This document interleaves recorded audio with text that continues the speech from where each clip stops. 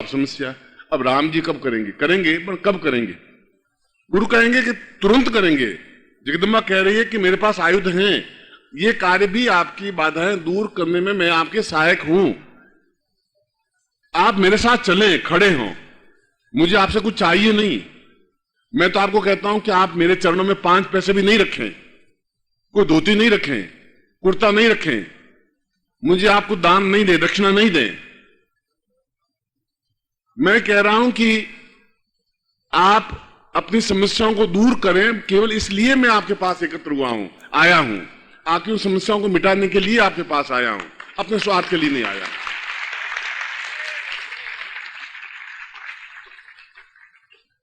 मैं भी पहले कथावाचक था, 8 साल तक रामायण की कथा की, मैंने भी की है, ढोलक मंजीरे बनाए और ठेठ बाल कांड से लगा करके ठेठ लंका कांड, जब लंका जल गई और राम जी पुष्कर से आ गए, पुष्कर विमान से, तब तक पूरी कथा 7 दिन तक सुनाता रहता था।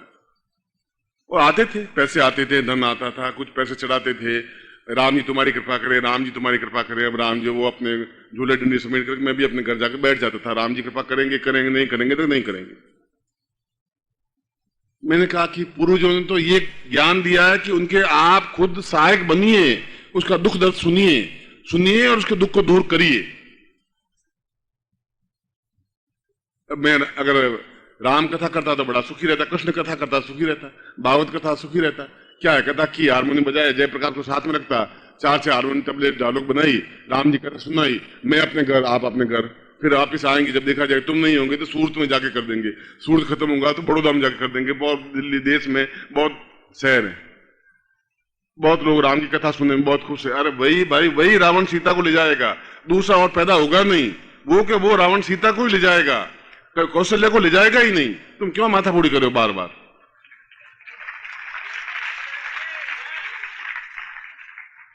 मैंने भी रामायण को 500 बार सुना कि शायद एक बार ऐसा हो कि शायद सीता मना कर देगी, नहीं मैं तुम्हारे साथ नहीं चलूंगी, और कौशल्या को उठा के ले जाए रावण, वो ले गए ही नहीं। एक व्यक्ति ने, एक सिनेमा की पिक्चर थी जब एक लड़की एक तालाब में नहाती है और नहा करके जब बाहर निकलती है और जो ही कपड़े बदलने को तैयार होती है कि गाड़ी आती है सामने, और गाड़ी आती है, जो ही गाड़ी निकलती है तो कपड़े पहने हुए दिखाई देती है। उसने माथा फोड़ा, ये गाड़ी साली बिल्कुल ठीक टाइम पे कैसे आ गई? रोज लेट होती है साली, आज ठीक टाइम पे ऐसे कि 1-2 मिनट लेट आती तो देख लेते सब कुछ। उसने 50 बार पिक्चर देखी। उसके पड़ोसी ने कहा क्यों पैसे बर्बाद करो, 50 बार इस पिक्चर को देख रहे हो, इस पिक्चर में है क्या? उनका कभी न कभी गाड़ी लेट जरूर होगी, और लेट होगी तो मैं उस लड़की को देख लूंगा कपड़े बिना पहने हुए, बस मैं ट्राई कर रहा हूं, शायद हो कभी न कभी लेट हो जाए। साला बड़ी टाइम पे आती है गाड़ी, जो ही कपड़े बदले साली गाड़ी बिल्कुल टाइम पे आ जाती है। अब मैंने भी सोचा कि राम कथा करते करते शायद कभी हो जाए, रावण को सद्बुद्धि आ जाए, आई नहीं सद्बुद्धि। वो तो आया सीधा और मृगमारीच को कहा और सीता को उठा के ले गए। मैंने कहा कथा सुना के मैं आपको कब तक बेवकूफ बनाता रहूंगा, कब तक आपको बहकाता रहूंगा? राम कथा सही है, कृष्ण कथा सही है, वे युग पुरुष हैं, उनकी कथा सुनना हमारा धर्म, कर्तव्य, फर्ज है। जो कथा सुनाते मैं उनको प्रणाम करता हूं, मैं आपको भी प्रणाम करता हूं कि आप राम कथा सुनते हैं। मैं उसकी कोई आलोचना की बात नहीं कर रहा हूं, मैं कहता हूं कि हम अपने तकलीफों को दूर करें, पहले अपनी बाधाओं को दूर करें, यह भी जरूरी है, वह भी जरूरी है। जब आप मन में सुखी होंगे तो राम कथा, कृष्ण कथा और पत्नी की बात, मां की बात सुनने में आनंद आएगा। नहीं तो आप तनाव में होंगे तो आप नहीं, पड़ोसी की बात भी नहीं सुन पाएंगे। अगर मैं तनाव में हूं तो मैं आपकी बात नहीं सुन पाऊंगा। इसलिए ऐसी स्थिति में सैकड़ों प्रकार की दीक्षाएं बनी और शंकराचार्य ने स्वयं दीक्षाएं दी और ली। उन्होंने कहा कि दीक्षा के माध्यम से मैं जीवन में सफलता प्राप्त करूंगा, और उस समय से ये एक परिवर्तन आया, एक युग आया, एक चेंज आया कि साधना करें, और साधना के साथ साथ 3 दिन की, 4 दिन की साधना हो तो कर सकते हैं, 5 दिन की साधना कर सकते हैं, 9 दिन की साधना तो फिर भी कर सकते हैं। और दीक्षा है मेरी समस्या, ये बाधा, ये अड़चन दूर हो। अब आप जो भी हो, आपको ज्ञान है, आपको ज्यादा, आप प्रवचन करें, आपको इतने श्लोक याद हैं, आपको इतने मंत्र याद हैं, हमें इतने मंत्र याद नहीं है। जो भी जैसे भी हो, हमारी तो ये अड़चन है, आप दूर करें। हमारे व्यापार में कमी है, व्यापार बढ़ना चाहिए, हमारी आर्थिक उन्नति होनी चाहिए, भक्ति मार्ग भी सही है, राम राम मंत्र जाप करना भी सही है, भगवान कृष्ण की पूजा करना भी सही है, मंदिरों के दर्शन करना भी सही है, अपने अपने धर्म का पालन करना भी सही है, जो कथा सुनाते हैं वो भी सही है, ये सब कुछ सही है। मगर सही ये है कि हम एक बहुत छोटी सी उम्र लेकर के पैदा हुए हैं, 60 साल 70 साल। अब अगर 75 साल के हो जाएं तो लोग पूछेंगे कि आप अभी तक जीवित हैं, क्या हुआ, अभी तक कुछ बिगड़ा नहीं क्या आपको, कि नहीं जिंदा है। आश्चर्य, 75 साल का हो गया, बेटे भी सोचेंगे साला बुढ़ा मरता ही नहीं, साला 75 साल का हो गया, साला घसीट रहा है, साला मरे तो कुछ बंटवाड़ा भी हो, कुछ हेडक तो मिटे, अब लिए हुए बैठा है अंदर। अब आप कितने साल का, 80 साल के जिंदा है आप, जिंदा है, चलते फिर रहे। अब आप अगर 70-75 साल के हैं तो बहुत लोगों को बहुत तकलीफ है कि ये 70 साल के हो गए, जिंदा क्यों हैं, गड़बड़ क्या है, हुआ क्या है इनको, बस 55 60 पैंसठ मर गए, ऑल राइट, नहीं सही से पूरी आयु थी, मरे, आयु पूरी थी, 62 साल के थे, 65 साल के थे, पूरी आयु थी, बस अब पूरी आयु हो गई 62 साल से 60। कितना छोटा सा जीवन रह गया है। इस छोटे से जीवन में हमें जीवन में धर्म, अर्थ, काम और मोक्ष चारों पुरुषार्थों की प्राप्ति करनी है। धर्म भी होना चाहिए, पैसा भी प्राप्त होना चाहिए, काम पुत्र भी पैदा होने चाहिए, संतान भी होनी चाहिए, मोक्ष और सदगति भी प्राप्त होनी चाहिए, और ये सब कुछ साधना के माध्यम से संभव है। इसलिए देवी ने कहा है कि दीक्षायाम मतमस्तुते, दीक्षा के माध्यम से ही आप अपने जीवन के लक्ष्य को प्राप्त कर पाएंगे। और वह दीक्षा 2 प्रकार की होती है। दीक्षा आप मुझसे परिचित हो, वह गुरु दीक्षा है, मैं आपका गुरु हूं। अभी आप होठों से बोल रहे हैं, मैं तो कह रहा हूं कि ये मेरी वाइफ है, अब मेरे कहने से तो वाइफ तो बन नहीं सकती, वो तो सगाई हुई है मान लो, अब सगाई होने से वाइफ कहां से बन गई, पत्नी बनी कहां से, वो 4 साल सगाई रही, वो वाइफ नहीं बन पाई। वाइफ तब बन पाएगी जब आके फेरे होंगे, वो 4 फेरे खाएगी, पीछे घूमेगी, ब्राह्मण कहेंगे ये तुम्हारी पत्नी, तुम इसके पति, तुम जिंदगी भर इसकी रक्षा करोगे। एक सिस्टम है, क्रिया है, उस क्रिया को अपनाना पड़ेगा। वो नहीं करोगे तो कोर्ट में जाकर दोनों जगह साइन करने पड़ेंगे आपको, चाहे ये करिए, वो नहीं कर पाया तो मंदिर में जाकर एक दूसरे को हार पहनाना पड़ेगा, कुछ ना कुछ करना ही पड़ेगा। केवल होठों से बोलने से वाइफ नहीं बन सकती।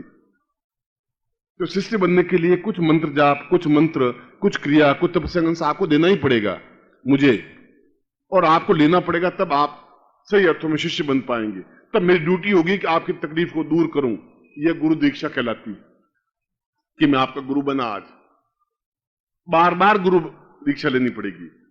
और विशेष दीक्षा का तात्पर्य है कि मेरी ये समस्या है, ये तकलीफ है, इस तकलीफ को दूर करने के लिए आप अपनी तपस्या का अंश मुझे दीजिए, और जिससे मेरी तकलीफ दूर हो, और उसके माध्यम से और कोई मंदिर बने, और कोई मस्जिद बने, और कोई धर्मार्थ कार्य हो, और सन्यासी जो आपके शिष्य हैं उनको भोजन मिले। हम सक्षम हैं, हम 2000 10,000 नहीं दे सकते, मगर 8 आने दे सकते हैं आपको नहीं, उस मंदिर बनाने के लिए, उन सन्यासी शिष्यों को भोजन कराने के लिए। मैं तो कह रहा हूं कि आपको, मैं तो सौगंध दे रहा हूं कि आप मुझे कोई धोती, कोई कुर्ता, कोई कपड़ा, कोई वस्त्र, कोई दक्षिणा, कोई भेंट मुझे आप मत दीजिए। मैं तो आपको कह रहा हूं, इस चीज की मुझे आवश्यकता नहीं है। इस बात की आवश्यकता है कि आपके चेहरे पर मुस्कुराहट कैसे आए, ये मेरा धर्म, ये मेरा कर्तव्य है, ये मेरा फर्ज है।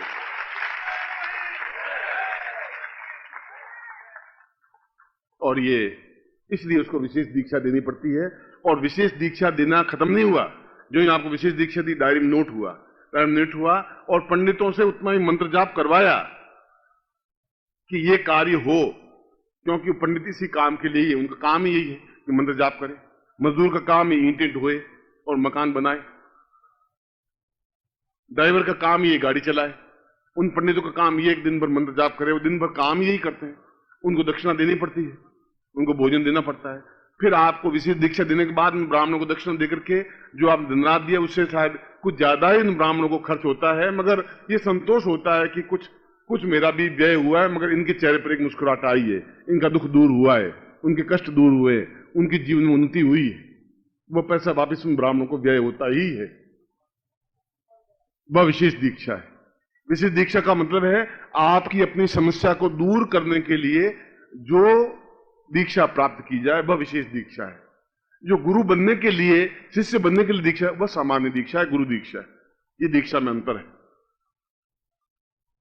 आज का सायंकालीन, क्योंकि नवरात्रि है, पूरी रात हमारी है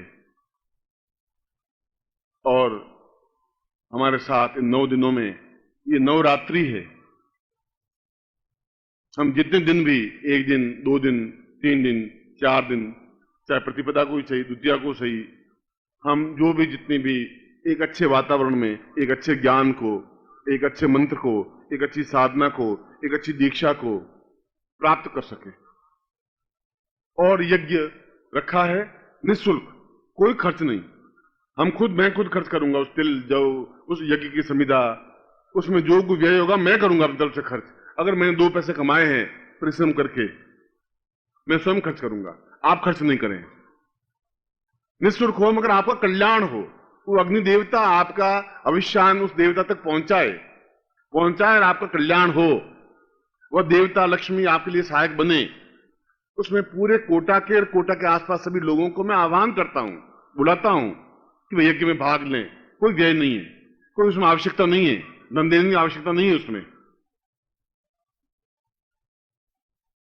ये आयोजक हैं, ये आयोजकों ने उतना बड़ा टेंट लगाया है, खर्च आया है। ये आयोजकों ने स्वयं ने, आप अंदाज लगाएं कि एक शादी में कितना खर्चा होता है। ये शादी पूरा जैसे शादी जैसा खर्च है। फिर भी उन्होंने जितना परिश्रम किया, वास्तव में उन्होंने और उनके साथ में जिन लोगों ने, कोटा के जिन निवासियों ने, आसपास के जिन निवासियों ने उनको सहयोग दिया है, उनके लिए तो वो कृतज्ञ हैं। और अंतिम दिन उनके बारे में मैं शब्द बोलूंगा ही, मगर अभी तो मैं आपको ये समझा रहा था कि हम क्यों एकत्र हुए हैं, नवरात्रि क्यों है, गुरु दीक्षा क्या है, विशेष दीक्षा क्या है और यज्ञ क्या है। उनसे मैं आपको परिचय करवा रहा था।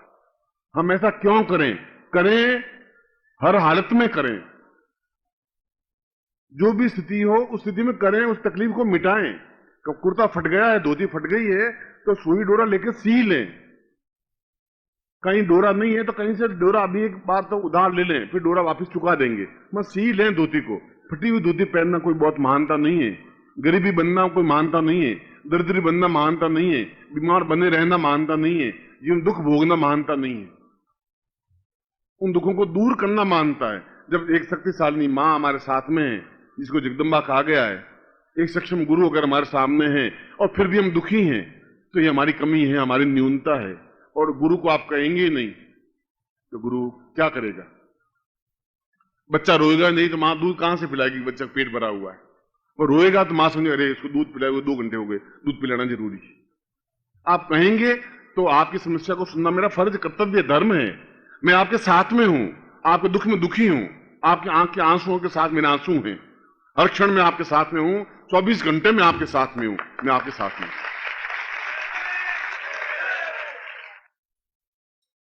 ओम परम तत्वाय नारायणाय गुरुभ्यो नमः।